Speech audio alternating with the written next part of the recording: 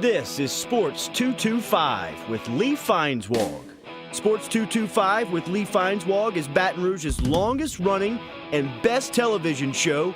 Who would have believed that?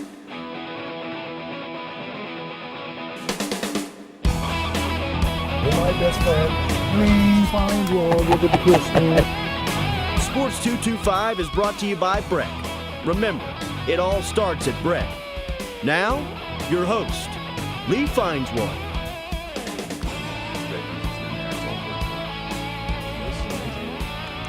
I am so excited tonight because Donnie Jones is here. And Donnie Jones, the last time we actually saw each other, I think, was when he was on the old Sports Monday the morning after LSU won the National Football Championship, beating Oklahoma, which happened to end on a punt made by him that lasted 9 seconds.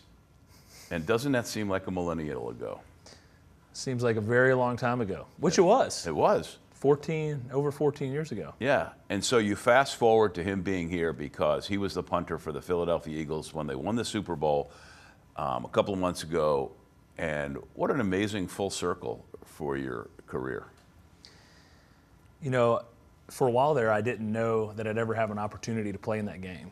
And, you know, for me, 14 years, I looked it up, it was over 270-something games played, preseason and regular season, and to have an opportunity to finish my career, you know, as a Super Bowl champion was really special. So go out at LSU as a national champion, and then after 14 years, a world champion. So special moment. You're a numbers guy, and you know the history of the game. I'll never forget us talking one time. You were like a freshman, and we were talking about the history of punting and stuff and football, and I mentioned Ray Guy. Like he was like some ancient character. And you said, oh, I know who Ray Guy is. And you immediately told me all about Ray Guy, who, you know, so I've known how much you follow the game. How many guys, maybe not even the NFL overall, but punters have had careers that have been able to last as long as yours? I know there's been guys who've been older. Right. But, you know. I think in general, the specialists have longer lifespan in the NFL. Because of the position, you know, you're not constantly taking a beating. Yeah. But still, I've known a lot of guys that have played, you know, come in as a specialist and not played as long. You know, maybe they're in for a couple of years and mentally they just can't do it. So, you know, and then there's a handful of guys that have played longer than me. You know, I think when I look back, you know, because I get asked, why were you able to have success? First, how did you make it? And then how did you last so long? And when I kind of really go back through my career, you know, one, I took care of myself. You know, that's important. First, you got to be healthy to play. And then, you know, I feel I was blessed with a talent, but also I work really hard to continue to better myself. So starting way back, setting goals, working hard to achieve those goals, you know, doing the right things for my body, and then, you know, being able to overcome adversity, because throughout my career there were moments where I could have been out and a door always opened for me. So I always kind of just kept fighting. And, you know, I think I had a little luck really along the way, but, you know, for me, being able to do all those things, and then I just gave a talk at St. George a couple nights ago. You know, my family, especially my wife, was a big supporter the whole way, and then always having faith in God, because there were some rough times where for sure I was ready to quit. And, you know, always being able to say prayers and asking for guidance and clarity, and then having my wife there to support me were really huge. So when I look back, those things really aided me, or really, you know, kind of were the catalyst, you know, for me to continue, you know, for all these years. So yeah, just very fortunate. A lot of teams in there. I mean, yeah, if memory serves, drafted by the Seahawks. Yeah. But you know, I always thought of you more of with the Rams than anything else in St. Louis, but also Miami, Houston, right? Yeah. Yeah. And then ultimately Philadelphia the last 5 years. Yeah. Traveled around a little bit, got to see a lot of the country.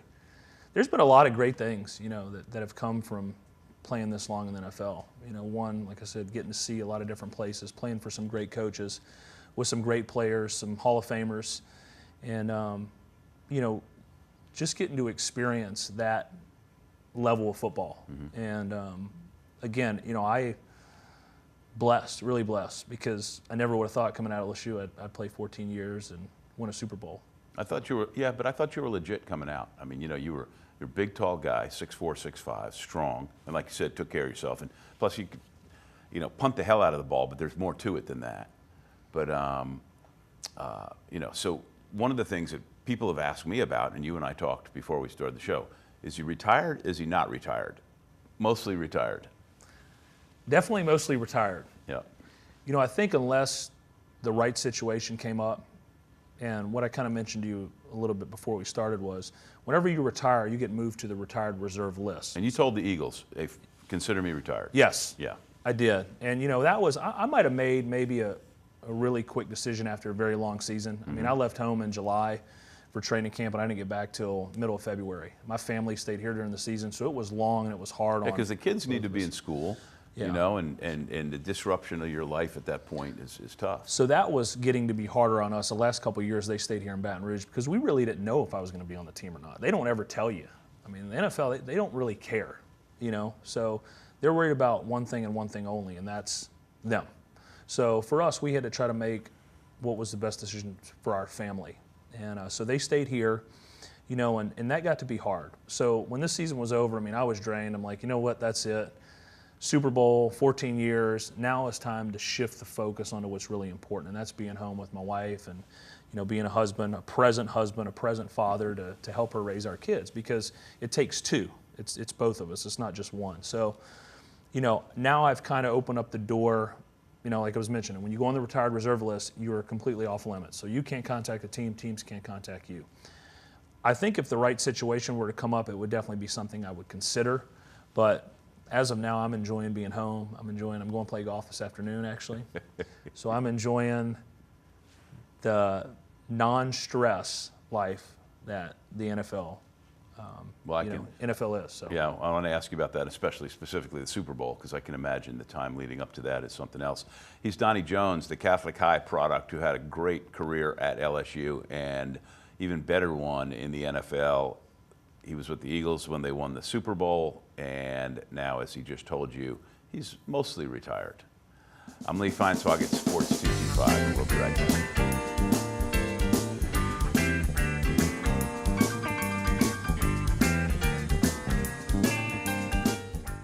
Hi, I'm the human dislike button. You may recognize me as the guy who enforces rules at Breck Parks. Check out my amazing presentation. Did you know? Motorized vehicles are not allowed in Breck Parks. Sales and solicitation are prohibited without permission from Breck. And my favorite rule, keep Breck Parks clean by placing all trash in trash cans. Come on, you can do this.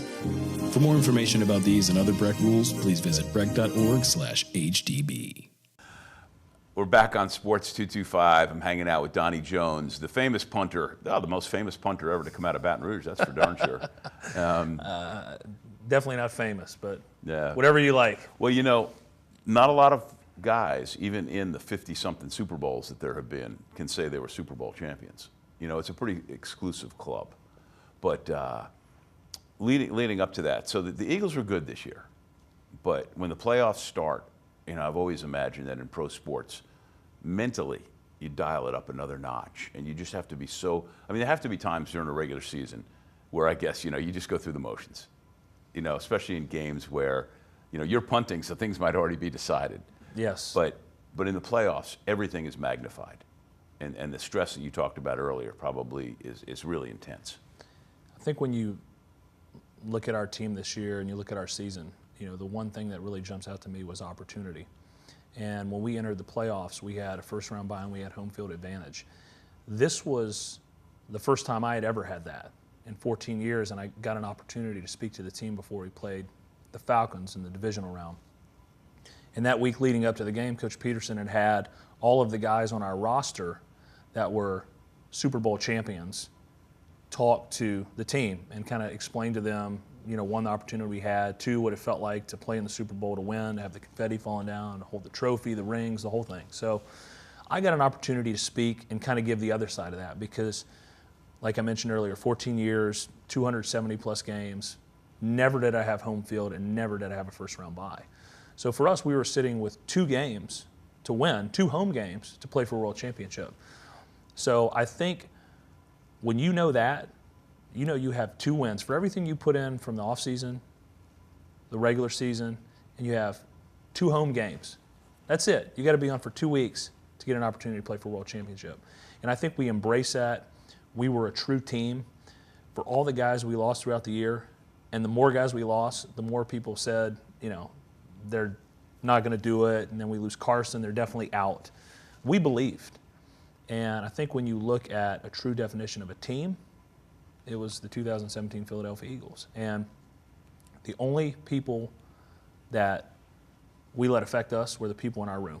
And that's the only thing that mattered. And that's hard to do, though, even for a pro team. It is, because there's a lot of stuff going on the outside. Exactly. Media, fans, whatever it is, but we all believed.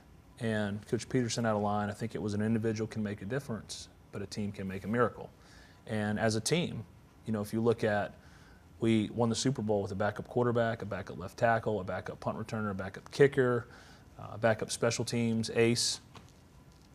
And a coach, Doug Peterson is a guy, he played at what was then Northeast Louisiana when they won the 1987 National Football Championship. It was 1AA at the time. Everything's been renamed.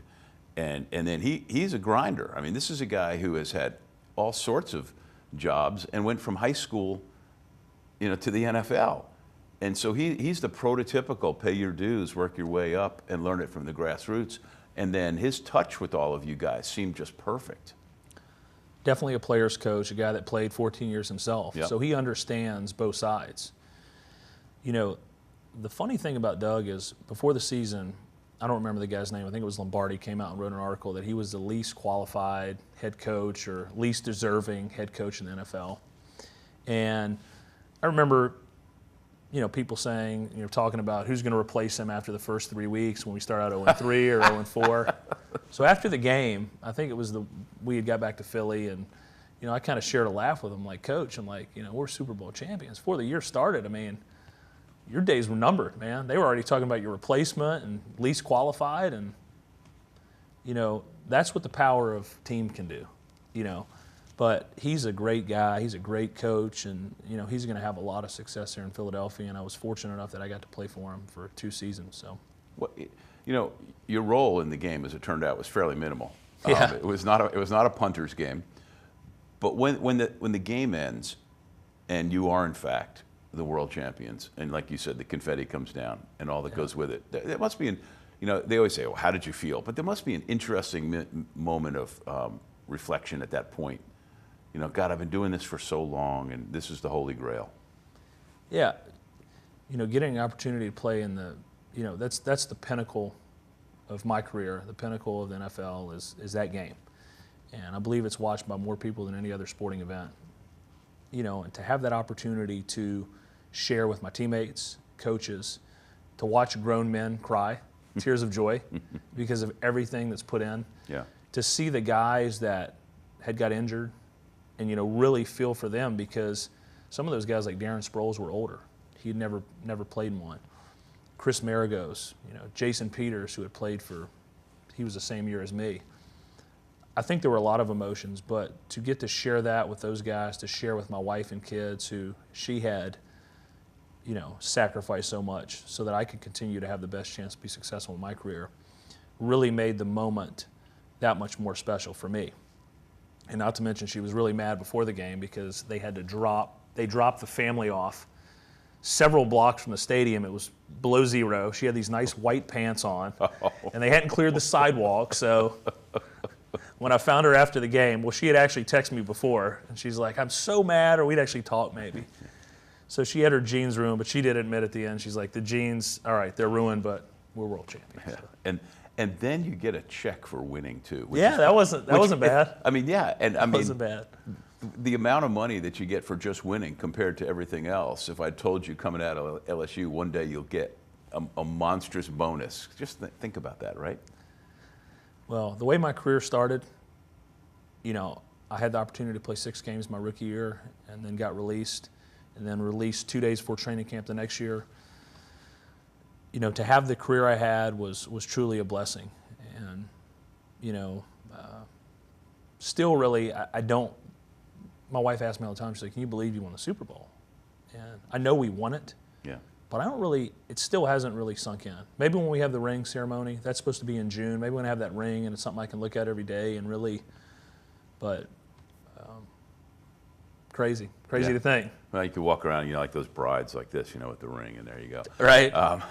He's Donnie Jones. I'm Lee Feinswag at Sports 225. Hi, I'm the human dislike button.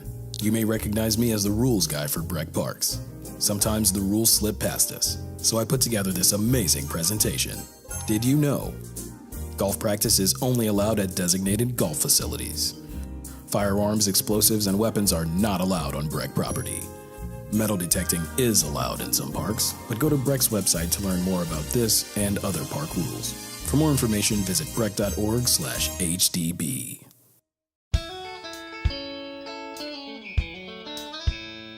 All right, we're back on Sports 225. I'm Lee Feinswag. Donnie Jones is here. He, of course, grew up in Baton Rouge, played football at Catholic High, went to LSU, was a pretty good punter, and then had a nice NFL career where, if you missed the beginning of the show, it's mostly retired.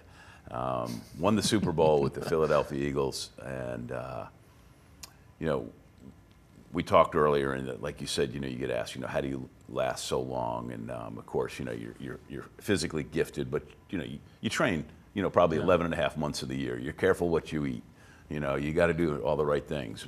But you told me a great story about staying ahead. It was more than just punting the living hell out of a ball. Like, how far, at your very best, could you punt a ball, just for distance?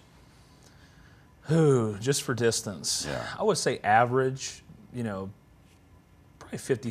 between 55 and 60 yards, I would say, on average. Like, if you're asking me to go out and punt 10 balls, how many out of 10 could I hit? Yeah, and not worrying about hang time. You could probably get it closer to 70, I'm sure. Probably further, yeah. The punt, obviously, is judged from the line of scrimmage, not where you kick it. So if we're talking about, line of scrimmage, I think the furthest I had in the pros was 80, and then I had one at 86 in college. Now, those both rolled, but... I remember the 86 in college. Yeah, it was special, man. That thing's still rolling. Those things don't come around often, but when they do, they're really nice because they help your numbers. Yeah. And it's like having two punts. But one of the things that happened while you were in your pro career was we had this influx of Australian punters. Right. And there was a whole bunch of them. Like, there was 9 at the top level schools 1 year, for example. And one of them was Brad Wing, who came from Australia to Parkview Baptist and then to LSU. And what he did was he punted the ball differently, which was, instead of the long, high-hanging spiral that you'd always done, they kind of flat-kicked it, if you will, the way they did in Aussie rules football. Right. And it would take on a mind of its own, go a different distance, and have a different reaction, both in terms of trying to catch it and the way it would hit the floor, hit the ground.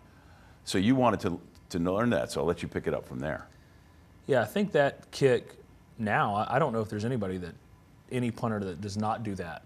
And the punt now is not only used going in, but they use it in the field. They do all kind of different stuff now. I think the punting game has really evolved. But when I left St. Louis after the 2011 season, I was looking for ways to improve my game, and that was one kick that I did not know how to do. And I tried to mess around with it, but I just couldn't get it. So Brad and I had kind of been in touch because he was at LSU and I was there. So he had kind of looked up to me, and if he had issues with something, he would call me. So I had asked him one day, I said, would you mind teaching me how to do that punt?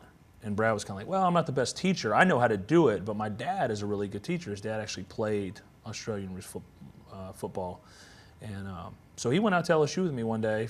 We spent several hours out there. Brad was there too. And Brad's dad was great with the ball, man. He could do a lot of things. I mean, hit it on a rope. He could stand 20 yards away and just hit it. It wouldn't get above your head, and it would do the end over end.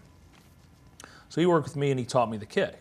I remember him telling me that day, he said, Donnie, this is probably the last time we'll be able to help you because next year Brad will be your competition. Well, Brad ended up coming out of school early. He's going to the NFL. Little did he know Brad would end up in Philadelphia and we'd be competing head to head. So the first punt of the preseason that year in the 2013 season was a plus 50 punt from our 50, and I hit it perfectly and we downed it at the 1. And then I saw his dad after the game, and he's like, I never should have taught you that punt. Now, he was joking, but and I've used it ever since. And it's been a great tool, and I think you have a lot more consistency, especially going in with that. So thanks to him for teaching it to me. That's great. Best snapper you ever had? Best guy you ever worked the most comfortably with? Best snapper, wow. God, there's been a couple. I'd have to say in Philly, John Dornbos was awesome. we really got along. We were great friends, and he had a long career. John was a guy that was traded to the Saints, and they found the aortic aneurysm, and he had to have open heart surgery, and his career ended like that. But he was a great snapper for a long time, and then in St. Louis, Chris Massey snapped to me there. He also had a 10-year career. And then in Miami, I had a guy by the name of John Donnie. John's still playing. And he came in with me to Miami in 2005, and he's been there ever since. So those three guys were really, really special, and guys I still stay in touch with, today. Good. John's actually got a second career. He's on Ellen all the time, and he travels around. He's a magician. But it was an honor to get to play with those guys. They made my job a lot easier. Got to, yeah. Luckily for you, though, you had good hands. Got to take care of your snapper. Yes. Yes. Tip your waiters, take care of your snapper. He's Donnie Jones. I'm Lee Feinswag. We'll take this break and be right back for a final segment.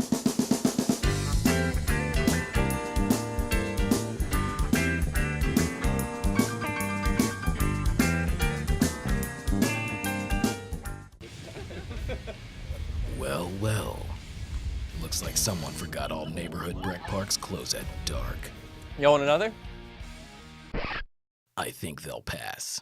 Amplified music and sound is prohibited without permission from Breck. No alcoholic beverages on Breck property. Smoking of tobacco products is not allowed.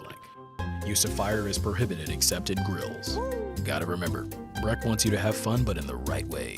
For more info, go to breck.org/HDB. All right, we're coming down the home stretch of another Sports 225. Before I forget, thanks to John Williams from Think JCW for directing. Go to sports225.com, where we not only archive all of the old shows, including this one eventually, but where you can see the show listings for when we're on Cox 4 and CST. Donnie Jones is here. We're wrapping up a show just like you wrapped up a great career. It'd be kind of weird not to play football for the first time since you were probably, well, you were a little kid, I'm sure, when you started, right? Local little Yeah, started out playing, I think, for the YMCA, flag football at the YMCA. My dad was a coach, and then kind of moved on to Bob Morgan. I don't know if you remember Bob Morgan. Of course, had a great program here. Then St. Thomas More, Catholic High, LSU, journey in the NFL. And, I look forward to is coaching my son. He's going to 5th grade. So, and I've missed out on a lot of things the last couple of years with him. This year he played basketball, didn't go to one game, and then football. I don't think I made one football game. So, there's a lot of sacrifices, on my behalf, playing that game that, I missed out on a lot of stuff. So I look forward to being present, being able to celebrate holidays at our house and doing a lot of things. Well, it's really cool, too, that as a young guy, you walk away, financially, in a great place. You're intact. Yeah. You probably didn't get tackled too many times, did you? Just a couple shots I can remember. Yeah. A couple that hurt, but I've been very fortunate with injury. Yeah. And yes, I think especially with everything going on, with the concussions, I've seen guys with knees and ankles, and I didn't have anything major. A couple pulls here or there, a bruise on my foot, but I was very fortunate. Yeah, you probably even go to watch LSU play football again. That would be nice. I would definitely like to make, I don't know about all the games, but I definitely like to make a couple, and really more for my son. Take him if he'd like to go, and just, it's been nice to be home for dinner every night, to be able to play with him in the yard. Last night we shot basketball, we played kickball. I brought him over to Traction where he's doing a little program. So, then my daughter too, I miss out a lot of stuff, with her. So, because normally this time of year I'm here, and then I fly out Sunday night, and I'm gone Monday, Tuesday, Wednesday, fly back Thursday, home Friday, Saturday, fly out again Sunday for 9 weeks. And then you go away. Yeah, I know you're really going to miss those off-season training sessions. Oof. That was the biggest fight with myself and my special teams coach and the Eagles. Was they wanted me there, and I was like, guys, it's voluntary. If you want me there, pay me. Pay me to be there. I'll gladly come. Well, I can't thank you enough. Great visit. You've always been one of my favorite guys. Yeah. And thank you for having me. No, and I couldn't be more happy, for you, and it's awesome. I appreciate it. All thank right. you. He's Donnie Jones. I'm Lee Feinswag. This has been Sports 225.